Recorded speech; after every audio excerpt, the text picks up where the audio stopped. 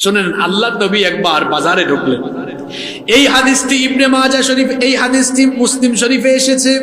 হাদিসটি বর্ণনা করেছেন সবচাইতে বেশি সংখ্যক হাদিস বর্ণনাকারী সাহাবী আবু হুরায়রা রাদিয়াল্লাহু আনহু। তিনি বলছেন, আন্না রাসূলুল্লাহি, আমরা সবাই বলি সাল্লাল্লাহু আলাইহি ওয়াসাল্লাম, মাররা আলা সুবরাতিন মিন তাআম।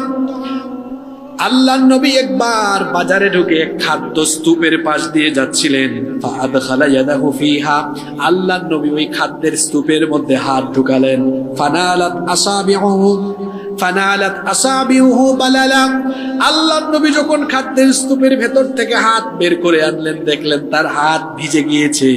আল্লাহর নবী এটা দেখে বললেন, ইয়া সাহিবাত তাআম, হে খাদ্যের দোকানদার, মা হাদা, এটা কি? তখন ওই ব্যক্তি বলল, আসাবাতহুস সামাউ ইয়া রাসূলুল্লাহ, আমরা বলি সাল্লাল্লাহু। এই লোকটি তখন বলল, ওগো আল্লাহর রাসূল, বৃষ্টির পানিতে আমার এই খাদ্য ভিজে গিয়েছে, এই জন্য ভেজা খাদ্যগুলো নিচে দিয়ে রেখেছি, আর ভালোগুলো উপরে, শুকনাগুলো উপরে রেখেছি। আল্লাহর নবী তখন বললেন, আফালা জাআলতুহু ফাওকাত তাআমি হাত্তা ইয়ারাহুন নাস, তাহলে তুমি কেন ভিজাগুলো উপরে দিয়ে রাখলে না, যাতে মানুষজন জানতে পারে তোমার এই খাদ্য স্তূপের এগুলো ভিজা আর এগুলো ভালো?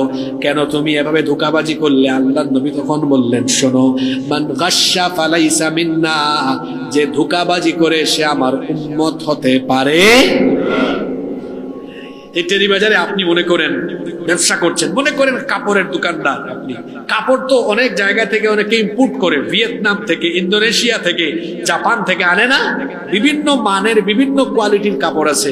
এখন মনে করেন ওই গ্রাম থেকে এক লোক আসছে, এখানে কেনাকাটা করবে। আপনি হাবাগুবা লোক পাইয়া আপনাকে বলল যে আপনি আমাকে ভালো কোয়ালিটির একটু কাপড় দেখান। এখন মনে করেন এই কাপড়টা হলো ইন্দোনেশিয়ান, আপনি ঠেলা মারছেন মুখ দিয়ে, বলতেছেন ভাই এটা জাপানি কাপড়।